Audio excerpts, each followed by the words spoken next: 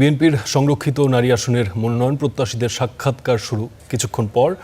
এই বিষয়ে আরও জানাতে আমাদের সঙ্গে যোগ দিচ্ছেন সহকর্মী এনামুল হক।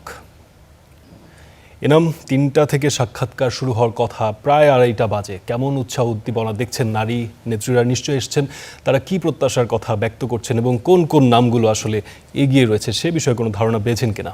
ধন্যবাদ ফারদিন। ত্রয়োদশ জাতীয় সংসদের সংরক্ষিত নারী আসনের যে গত 10, 11, 12 এই যে 3 দিন মনোনয়নপত্র বিতরণ এবং জমাদান একসাথেই চলছিল আমরা দেখেছি, এবং এর সাথে সেই যারা মনোনয়ন উঠিয়েছেন গত 12 তারিখ পর্যন্ত যারা মনোনয়ন উঠিয়েছেন এবং জমা দিয়েছেন প্রায় আমরা দেখেছি যেটি যে 1000-এর উপরে কিন্তু মনোনয়ন ফর্ম উঠিয়েছেন এবং জমা দিয়েছেন 900+।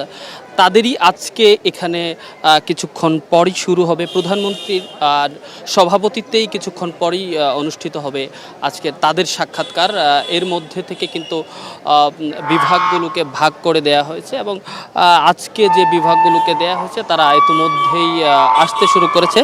আমরা দেখেছি যে আজকে শুক্রবার বিকেল 3টা থেকেই যে প্রধানমন্ত্রীর সভাপতিত্বে স্থায়ী কমিটির সদস্য যারা আছেন তাদের নেতৃত্বে কিন্তু আজকে যে সাক্ষাৎকারটি অনুষ্ঠিত হবে সেটি মূলত 5টি বিভাগের মনোনয়ন প্রত্যাশীদের সাক্ষাৎকার অনুষ্ঠিত হবে। সাথে আমরা যেটি জেনেছি যে রংপুর, রাজশাহী, বরিশাল, ফরিদপুর ও খুলনা বিভাগের যারা মনোনয়ন প্রত্যাশী রয়েছেন তাদেরকে আজকে ডাকা হয়েছে এবং আগামীকালকে বাকি যে বিভাগগুলো এদের থেকে ডাকা হবে ঠিক বিকেল 3টা থেকে।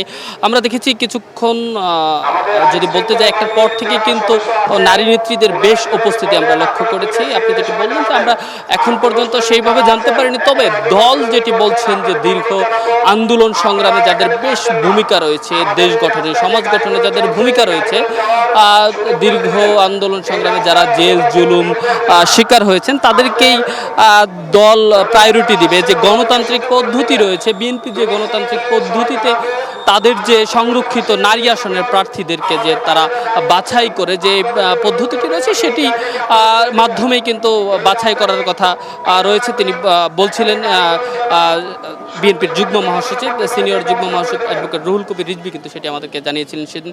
আর এর সাথে আপনাকে যদি বলে রাখার চেষ্টা করি যে ইতিমধ্যে বেশ উৎসাহ উদ্দীপনা নিয়েই নারী নেত্রীদের যারা মনোনয়ন ফর্ম উঠিয়েছেন এবং মনোনয়ন প্রত্যাশী তাদের বেশ উপস্থিতি আমরা লক্ষ্য করেছি এবং এর সাথে আমরা আইন শৃঙ্খলা বাহিনীরও বেশ উপস্থিতি লক্ষ্য করেছি যাতে কোনো ধরনের কোনো ঘটনা না ঘটে, এই জন্য কিন্তু আইন শৃঙ্খলা বাহিনীর বেশ উপস্থিতিও আমরা লক্ষ্য করেছি। এর সাথে আপনাকে আরও একটি বিষয় জানিয়ে রাখতে চাই যে এবার কিন্তু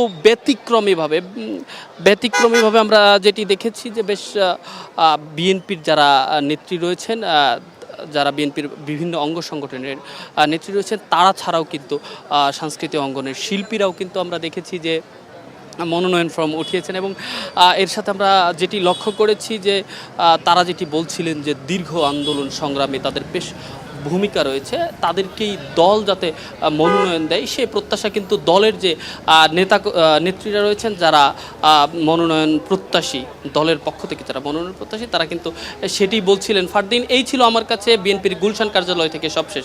ফারদিন, ধন্যবাদ ইনাম। সাক্ষাৎকার 3টায় শুরু, এরপর নিশ্চয়ই আবারও আপডেট আপনার কাছ থেকে জানতে চাইব। আপনাকে ধন্যবাদ।